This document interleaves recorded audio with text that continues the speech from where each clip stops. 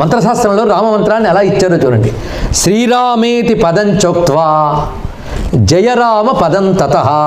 మంత్రాన్ని అలా చెప్తుందండి శాస్త్రం. నేరుగా మంత్రాన్ని ఇవ్వదు. మంత్రోద్ధారణకు ప్రక్రియ. నేరుగా మంత్రాలు పుస్తకాల్లో రాయరు, సీడీల్లో పాడరు, గురువు ఉపదేశిస్తాడు. పద్ధతి అది. ముందు శ్రీరామ అని, శ్రీరామ అన్నారా, రాసుకోవచ్చు, చెప్తున్నది. శ్రీరామేతి పదంచ ఉక్త్వా, శ్రీరామ అని పదమని, జయరామ పదం తదః, జయరామ అని తరువాత రాసి జయద్వయం వదేత్. జయద్వయం, రెండు జయులు పడుకో అన్నాడు. అన్న తర్వాత ఏం చేయాలి? రామేతి మంత్రరాజకం, జయ జయ అని మళ్ళీ రామ పెట్టు అన్నాడు ఇక్కడ. అప్పుడు త్రయోదశార్ణ మంత్రము అంటారు దీన్ని అన్నాడు. త్రయోదశార్ణ మంత్రేతి, 13 అక్షరాల మహామంత్రం అవుతుందయ్యా అన్నాడు. శ్రీరామ రాశారు కదా, తర్వాత జయరామ పెట్టండి, తర్వాత 2 మార్లు జయ, తర్వాత రామ పెట్టండి. ఏమైంది? శ్రీరామ జయ రామ జయ జయ రామ. ఇది మహామంత్రం అండి. మళ్ళీ ఇదే మంత్రం హనుమంతునికి కూడా అనుసంధానించడం హనుమన్ మంత్రశాస్త్రంలో కనపడుతుంది. శ్రీ హనుమాన్ జయ హనుమాన్ జయ జయ హనుమాన్ అంతే. హనుమంతుడు అంటే రాముడికి ఇష్టం, రాముడు అంటే హనుమంతుడికి ఇష్టం కనుక ఇద్దరి కోసం 2 చేసుకోవచ్చు మనం. ఈ శ్రీరామ జయ రామ జయ జయ రామ అని 13 అక్షరాల మహామంత్రం జయమంత్రం.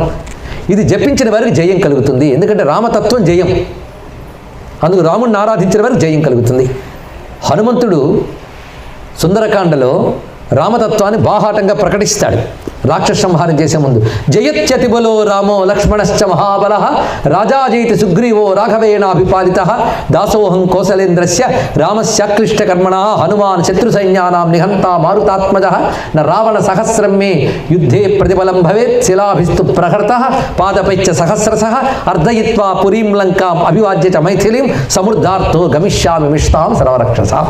దీన్ని జయమంత్రం అంటారు, జయఘోష అంటారు. ఇందులో మొట్టమొదటి మాట ఏమన్నాడు? జయత్యతిబలో రామో లక్ష్మణశ్చ మహాబలః. ఇక్కడ రాముడు జయించుచున్నాడు అన్నారు.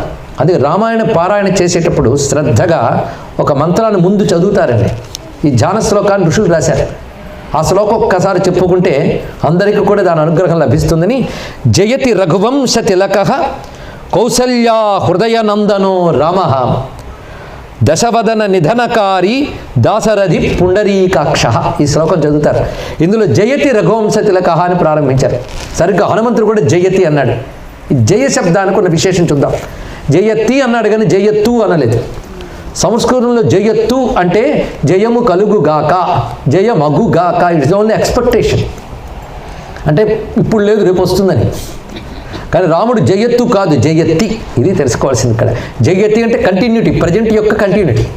కనుక జయతి అంటే రామునికి ఎప్పుడు జయమే, జయించుతూనే ఉన్నాడు అని.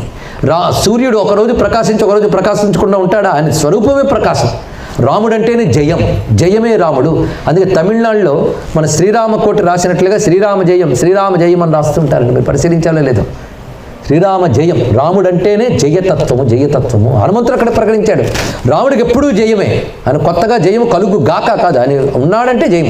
అది విష్ణు జిష్ణు అంటారు ఆయన.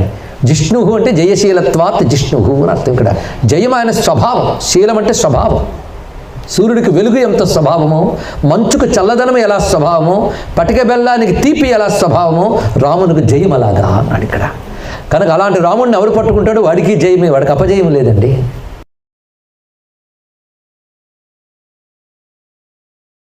మంత్రశాస్త్రంలో రామమంత్రాన్ని ఎలా ఇచ్చారో చూడండి. శ్రీరామేతి పదం చోక్త్వా జయరామ పదం తతః. మంత్రాన్ని అలా చెప్తుందండి శాస్త్రం. నేరుగా మంత్రాన్ని ఇవ్వదు. మంత్రోద్ధారణకు ప్రక్రియ. నేరుగా మంత్రాలు